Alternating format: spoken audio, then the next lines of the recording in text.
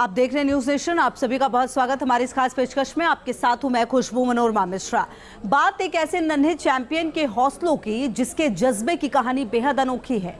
10 साल की उम्र में इस मासूम ने वो कारनामा कर दिखाया जिसे देखकर लोगों की आंखें फटी की फटी रह जाए। देखिए आज का अर्जुन।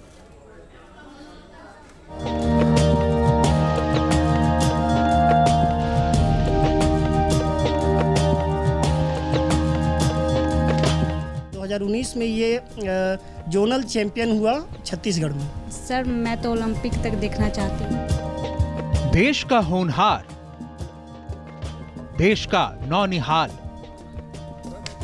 लिटिल मास्टर का ऐसा हुनर जो हैरान कर दे। नाम रुद्र प्रताप सिंह, उम्र 10 वर्ष, पता जहानाबाद बिहार, प्रतिभा फुट आर्चरी का मास्टर। रुद्र की अनोखी कहानी बताने के लिए आपको लिए चलते हैं बिहार की राजधानी पटना से करीब 120 किलोमीटर दूर, ज्ञान और मोक्ष की धरती गया, और इसी गया के पास है बोध गया। ज्ञान और मोक्ष की धरती गया, हम आ पहुंचे हैं गया, और खास करके गया के बोध गया हम आए हैं, जहां भगवान बुद्ध को ज्ञान की प्राप्ति हुई थी। मगर इसी धरती पर ज्ञान का एक नया पुंज भी मौजूद है जिसका नाम है रुद्र। जी हाँ, ज्ञान का पुंज इसलिए क्योंकि 10 साल के इस बच्चे ने योग से लेकर आर्चरी तक में ऐसी महारत हासिल की है कि इसे देखकर आप चौंक जाएंगे, आप हैरत में पड़ जाएंगे, आप ये सोचने लगेंगे कि 10 साल का बच्चा इतना कुछ कैसे कर सकता है। योग के वो तमाम एडवांस स्टेज में 10 साल में रुद्र पहुंच चुका है कि अब इसका डंका दुनिया में बज रहा है। रुद्र बिहार का चैंपियन है, ओलंपिक की ओर निगाहें हैं। आइए दिखाते हैं ज्ञान की इस धरती से रुद्र की कहानी।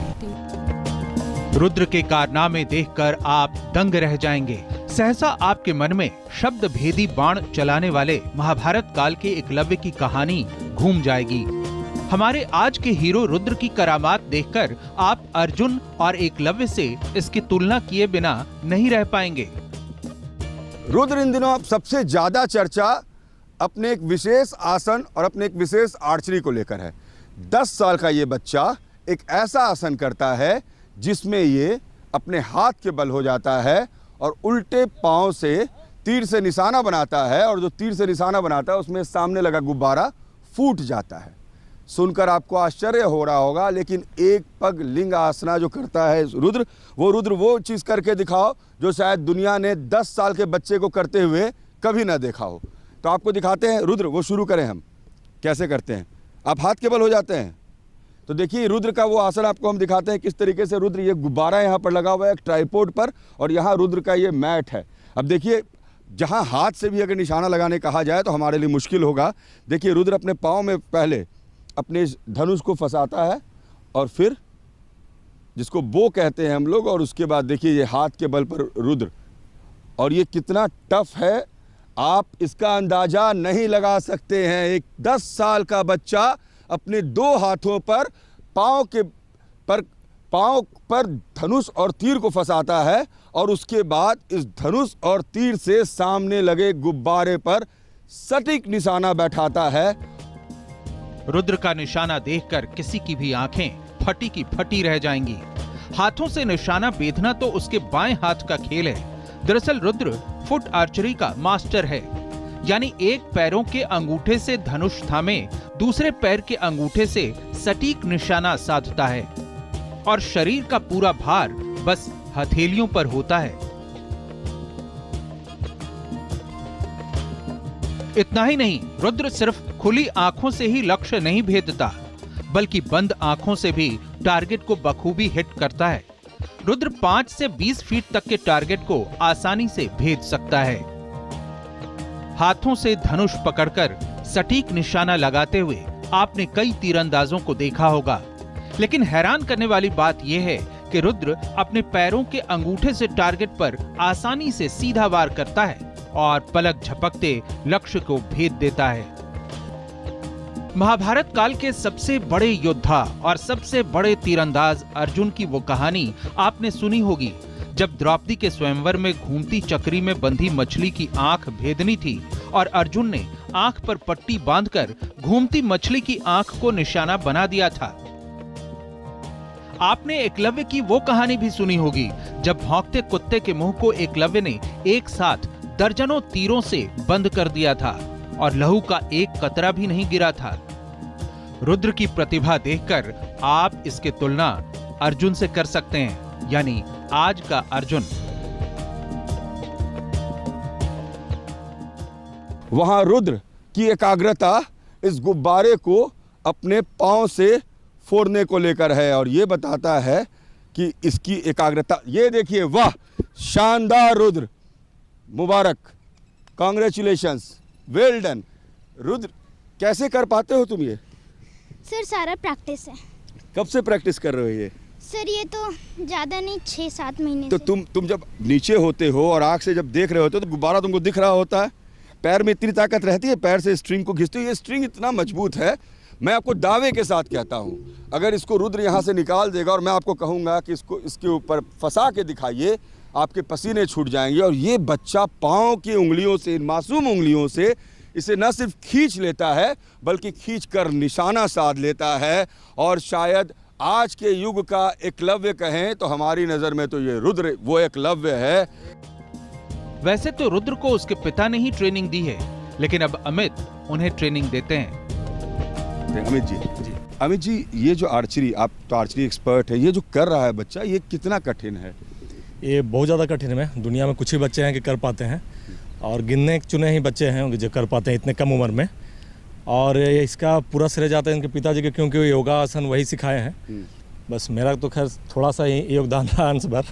अच्छा, नहीं अंश नहीं। ये जो आर्चरी है क्या, जो हम बताएंगे कितना वेट, कितना हार्ड होता है ये स्ट्रिंग और कितना टफ है ये क्या है ना, ये ट्रेडिशनल में आता है, ये मॉडर्न आर्चरी में आता है। ये इसके और 2 प्रकार होते हैं। वो रिकर्व होता है धनुष, एक कंपाउंड होता है, उसका वर्ल्ड लेवल पर कंपटीशन होता है रिकर्व और कंपाउंड का।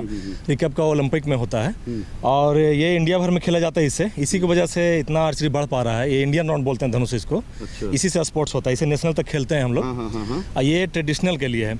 ये अगर माना जाए तो दोनों में टफ ये हो जाता है। वजह क्या है ना, इसमें निशाना लगाने के लिए यहाँ पर ये साइटर होता है, इससे देखने के लिए, और इसमें कुछ नहीं होता है इसको बिल्कुल। और ये मैंने देखा है कि रुद्र ने इसका इस्तेमाल किया है और उस आसन के माध्यम से बिल्कुल उल्टा होकर इसका इस्तेमाल कर रहा था और पैर की उंगलियों से। हाँ, इसमें कोई निशाना लगाने का ये कुछ होता नहीं इक्विपमेंट।